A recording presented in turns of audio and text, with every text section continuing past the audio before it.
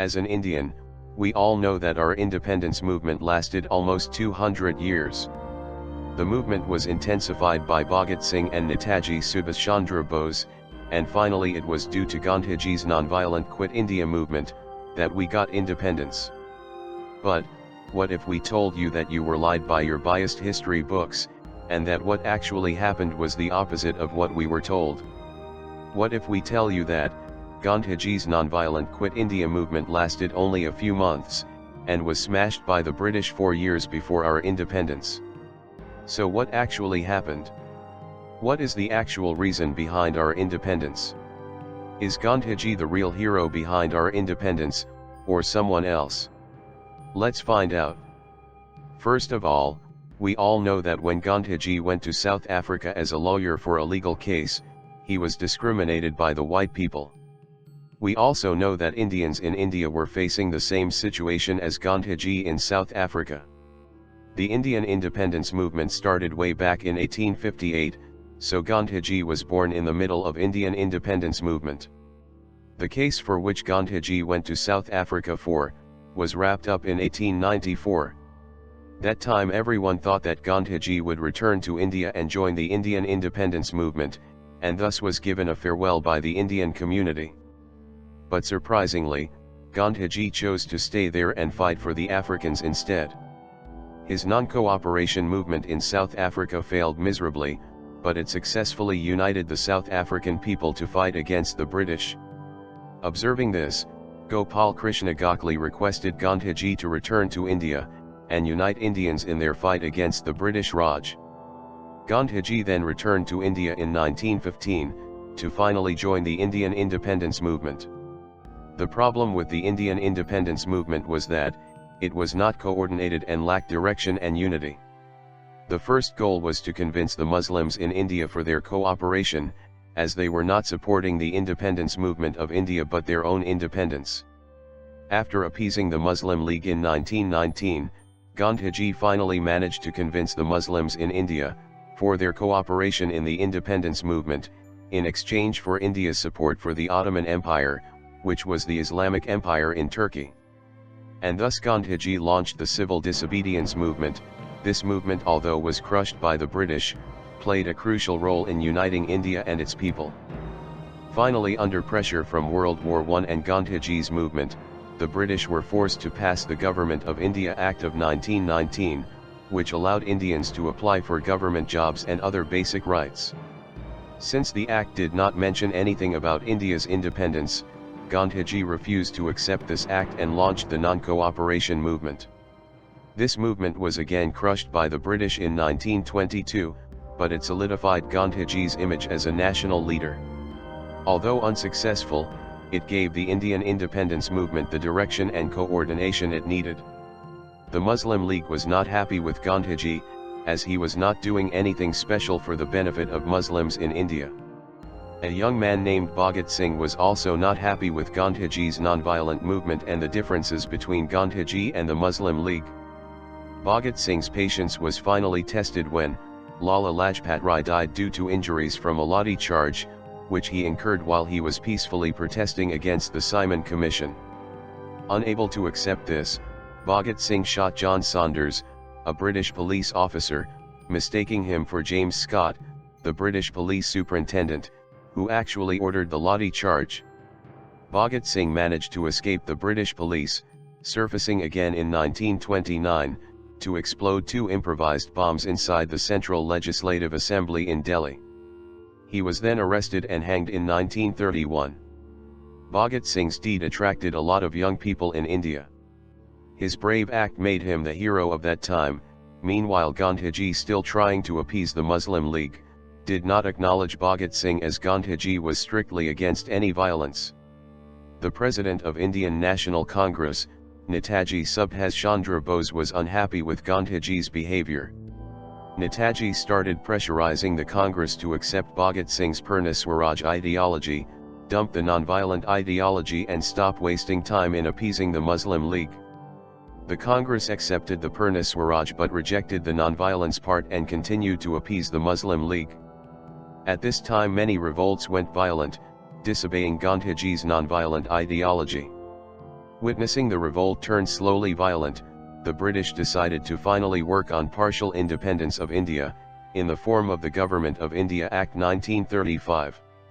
This act granted partial independence to India and allowed the election for the very first provisional Indian government. The election happened and Congress won.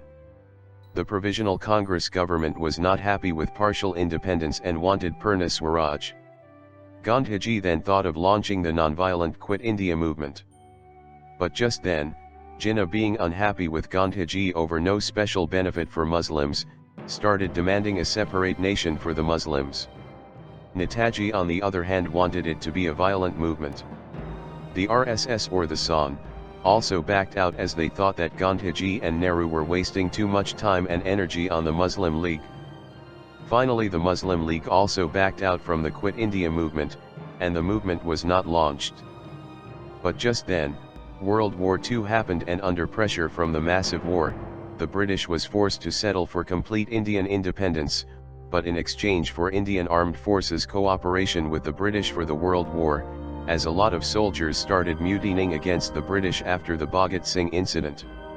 The Provisional Indian government rejected this offer, as in the previous World War a lot of Indian soldiers were killed or lost. But when Germany attacked Britain, the Indian Armed Forces were forced to join the war without the permission of the Provisional Indian government. No Indian was happy with this. Netaji pressurized Gandhiji for a violent retaliation, but Gandhiji refused and was asked to leave the Congress. With Netaji gone, Jawaharlal Nehru took his place and the Quit India movement was finally launched without the support of Netaji, Muslim League, or the Sangh. Netaji was determined to launch a violent retaliation. The British knew this and thus kept Netaji under house arrest. Meanwhile, rumors went around that Germany was planning to invade India. Netaji spotted this opportunity and fled to Germany to meet Hitler. Hitler advised Netaji to go to Japan and seek their help. He even arranged a submarine for Netaji. The Quit India movement was a complete failure and ended few months after its launch, and just after the Quit India movement ended, Netaji arrived in Japan.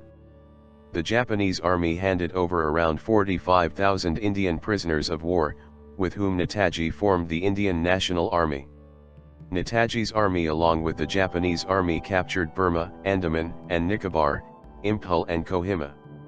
As the Indian National Army approached further, they had to face intense retaliation from the Royal Indian Army. According to sources, the Royal Indian Army refused to fight against Netaji's Indian National Army, but were forced to do so. It was during this war that Netaji's war cry, Jai Hind, spread like a wildfire in the Royal Indian Armed Forces. Netaji lost the war and later died in a plane crash in 1945, 1 month before the World War ended. This war sparked an intense amount of patriotism among the soldiers in the Royal Indian Armed Forces, who soon made Jai Hind their own war cry. After Netaji's death, a number of soldiers from Netaji's Indian National Army were court-martialed in front of soldiers of the Royal Indian Armed Forces, during 1945 and 1946 in the famous Red Fort trials. Humiliated by this, a huge number of soldiers from the Royal Indian Armed Forces revolted against the British. The most famous of which was the Royal Indian Navy's revolt on February 18, 1946, which encompassed a total strike and subsequent mutiny by Indian sailors on board ships, and on shore at Bombay Harbour. From the initial flashpoint at Bombay, the mutiny spread and found support throughout British India, from Karachi to Calcutta, and ultimately came to involve 78 ships, 20 on-shore establishments, and 20,000 sailors. When all this was happening, Gandhiji and his company spent all of their time in convincing Jinnah. Frightened by this, the new British government in England at once started drafting the Indian Independence Act, as the British did not wanted the mutiny of the Indian soldiers to turn into a civil war. Weakened by the World War, the British were not in a state to handle an Indian civil war. The British Prime Minister Clement Attlee came to India with the cabinet mission. As soon as he arrived, the Provisional Indian Government, or the dummy Indian government, was upgraded to interim government, or the unofficial Indian government. On February 20, 1947, Prime Minister Attlee announced that the British would leave India after the passage of the Indian Independence Bill in the British Parliament. The bill was officially passed on July 18, 1947. Meanwhile, Gandhiji and his party was still busy convincing Jinnah.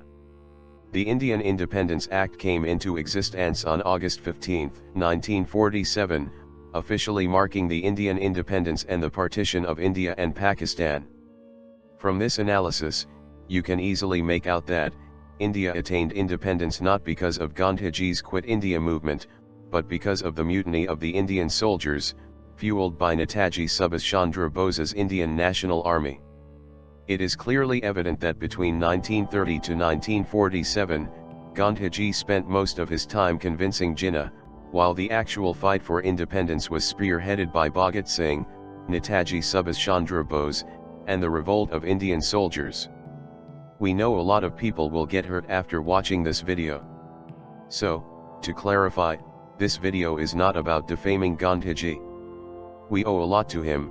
He was the reason behind a united independence movement. The main motive of this video is to highlight the participation of other freedom fighters like Netaji and Bhagat Singh. Our question to the people of India is that, why Gandhiji has been portrayed as the sole hero of Indian independence? Why does not other freedom fighters like Bhagat Singh, Netaji Subhas Chandra Bose, and many other people, who laid their lives for a free India deserve equal credit? Just because Gandhiji was the godfather of the Congress, and Bhagat Singh and Netaji defied him? Why can't we honor our heroes the same way the United States of America honors their? I hope you enjoyed watching this video. Do check out our other videos as well. Links to a few are on your screen. Please subscribe and do not forget to hit the like button. See you in another video. Thanks for watching.